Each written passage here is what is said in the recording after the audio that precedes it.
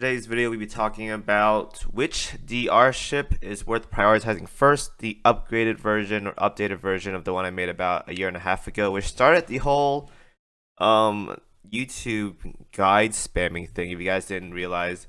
The first video I made that started all this was back when I was streaming back in early 2021, I think, when someone asked me between Drake, Azuma, and FDG, which one should I focus on first?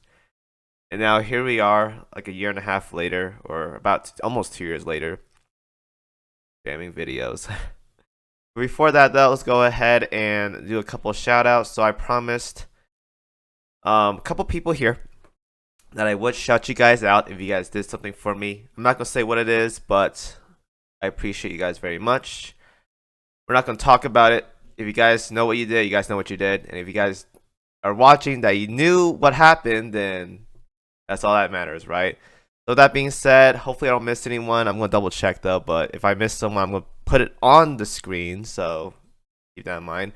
Red Act, Shesh, David, Horvath, Poseidon, Abs, Grand Blue Fantasy, Bananian, The Standard Weeb Gamer, Winston, XD, Donnie, Hentai Protagonist, A Dick, Tayu, Resolute, Jasper C, Monkey, Yeetus 67, Purple or Riot, Mellow, Ellie Shane, Xenonymous, Fate, I think that says Wig 2, I have no idea how to say that name, but probably Wig 2, Noel, Halcyon, Just Helena, and XD. I'm pretty sure I missed someone there, but probably have it on private or something, but shout out to you guys. Thank you very much for what you did a couple days ago. I appreciate it. Anyways, let's get right into the video. So, to start things off, the upgraded list now has included Hakuryu and E-Girl, and Plymouth and Brest. So, 4 new additions to this lineup. Let's get right into it. So, first priority in terms of which ones you want to focus on first is, again, my opinion, is the following.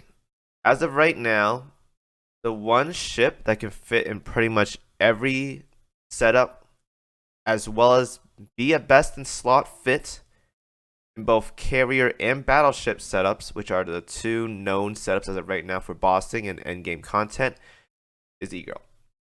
So you pretty much can't go wrong with her. She is a very, very good tank, does a lot of damage as well too. The only heavy armor large cruiser in the game as of right now, which makes it so you don't have to slot in VH plating. By not slotting in VH plating, this gives you additional options for auxiliaries. So I go Pearl's tier if I want to do like renowned meta or something. But you can do lots of builds with her without having to go VH plating like other large cruisers, because heavy armor makes you really, really resilient. Good damage, good utility with the armor break, and slow as well too. And heavy armor, you just can't go wrong with this. A KMS ship that's probably going to be best in slot for a very, very long time. I don't think anyone's going to kick her out anytime soon. Copium Alaska's going to kick her out. We'll see about that. But it's going to be a while, though. I don't think anyone as of right now is even close to kicking her out. She's very, very good of a ship to have. Biggest priority when it comes to endgame content as of right now, because she can fit both into carrier setups and battleship setups. So she's number 1 on my list. The second one is a tie. The first one is Hakuryu, and the second one is Plymouth. Now, here's the thing. Hakuryu is really, really strong. She hits very, very hard. One of the, if not the hardest hitting carrier in the game as of right now. Ranger with God RNG doesn't count, but she does absolutely monstrous damage. If you combine her with Shinano, she is basically God tier. This is a disgusting, disgusting ship. Hits really, really hard. Best in slot for any carrier setup by far for endgame bossing. Disgusting, disgusting damage. Lots of procs. Even has a damage amplifier with this right here, even though it doesn't say it. It's like a 8% damage increase when the lightning hits or whatever. Very, very strong. Very, very, very strong. So, that being said, Plymouth is also a contender for number 2 because she is also a god tier ship. As of right now, no one comes close to her in what she can put out for a Vanguard, for just any bossing in general that isn't heavy armor. Light armor, medium armor, she does crazy amounts of damage. As of right now, we see people doing like 200k with her on medium armor content. Imagine with light armor content, when the Seattle gun here is going to shred even harder. This gun right here is meant for shredding through light armor, so these are nasty, nasty ship. Very, very strong. And she buffs your main fleet. So once again, we have Musashi available in the game as of right now. Heaviest hitting battleship in the game by far. There you go. The reason why these two are tied together, Plymouth and Hakuryu, I can't give one or the other, is because even though they're both really, really good in their respective role, and they both buff somehow, Hakuryu can buff the entire fleet, Plymouth buffs the flagship, they need another ship to go along with them to be at their maximum potential.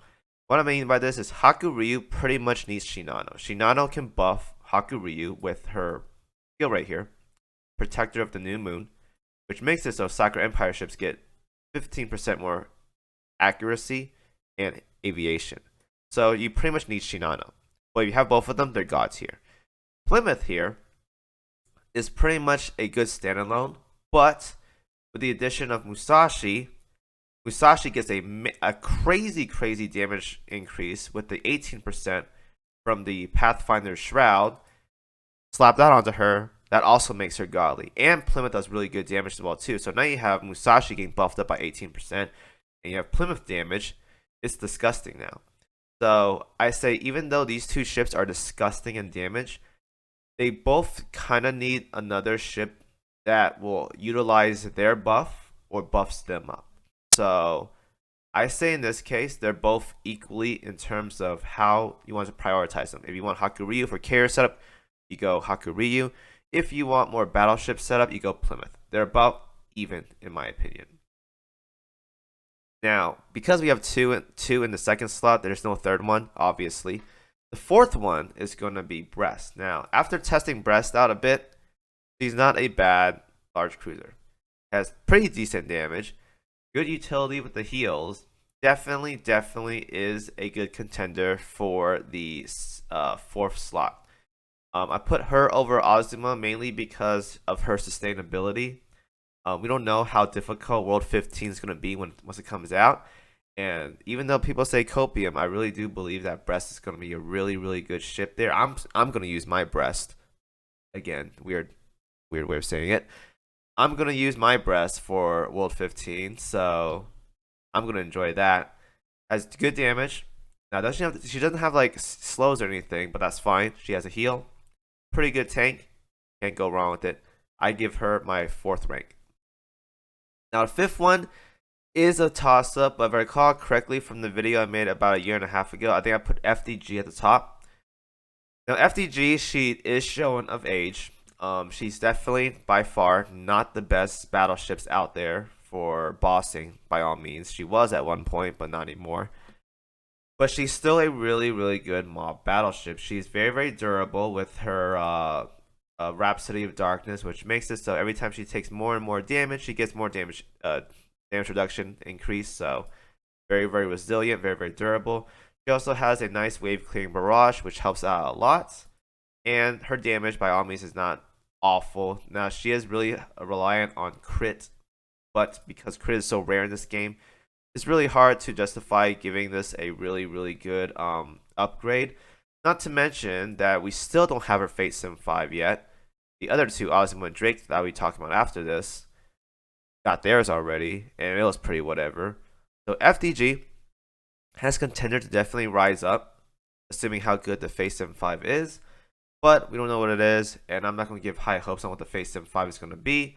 So we're going to keep her in the 5th slot, because she's still a really good battleship for your day-to-day mob clearing. And lastly, the 6th and 7th slot, I can't really justify which one to put here, so basically tie it just like Plymouth and Hakuryu, Azuma and Drake. Now, Azuma here got a Fate Sim 5 recently. It did make her significantly better by all means. But again, she's still showing that age in terms of her kit. She doesn't really offer much. She does damage. Light armor damage is really, really good for her.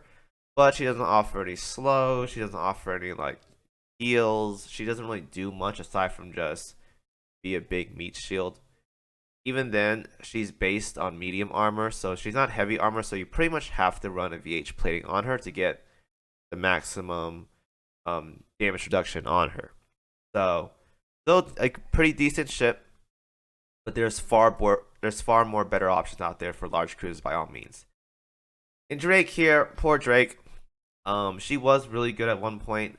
Definitely one of the best vanguards out there. At one point. But now she's also showing of age, especially in this era where we have large cruisers like non-stop over and over and over again.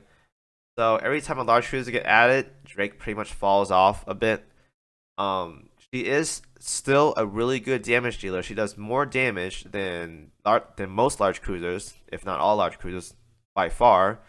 It's just she has a difficult time sustaining herself in long-term fights. Now, here's the thing. After the recent buffs, she is a lot better. She does way more damage. Her sustain isn't as bad. Definitely a good upgrade. But, again, if you were to use Drake, you can definitely use a large cruiser, which has 2,000 more HP, that has some kind of utility with either an armor break, slow, or something. And recently, with around Renowned Meta, we did get a heavy cruiser back into the game, but it's not Drake.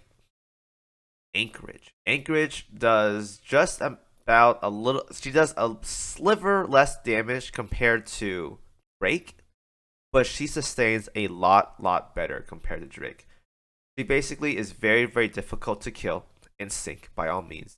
And with the recent upgrades, she basically does like 110, 120k on renowned metas now, which is really good for a heavy cruiser. Drake probably does like 140, 150k if you're lucky, but you risk the chance of sinking, especially if you're on full auto. Now here's the thing, she's still really good for just your day-to-day mob clearing, etc. I still use my Drake to this very day on mob clearing, so by no means is she a terrible DPS ship. It's just that when it comes to end game content, there's definitely better options out there when it comes to just bossing.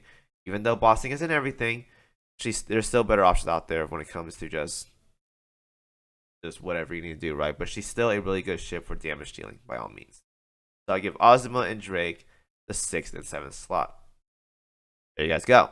So the order once again goes E-Girl, Akuryu, and Plymouth for the 2nd and 3rd slot, depending on what you want. Breast comes 4th. FDG comes 5th, potential of 4th, depending on what her Phase in 5 is, if it ever comes out. And Azuma and Drake comes 6th and 7th, depending on what you want. If you want more damage for wave clearing or whatever, get Drake. If you want a little bit more tank, for whatever reason, go Azuma. It's up to you. So that is my upgraded or updated version of the priorities for DR ships. Now again, DR ships take a very long time to max out, so don't feel pressured if you guys are saying like, oh, I gotta go Ego right now, or I gotta go Akuryu and Plymouth right now. It takes a while, so just wait it out, alright? Even though I said my priorities are like this, and I really do mean this, they have to be maxed out. If you want to see a DR ship at their best, obviously you have to max them out. Otherwise, you won't see nearly the same results that I see when I do my test runs, so keep that in mind. Alright, so hope you guys enjoyed the video. Good luck on your grinding for PRs, assuming you guys are still working on yours.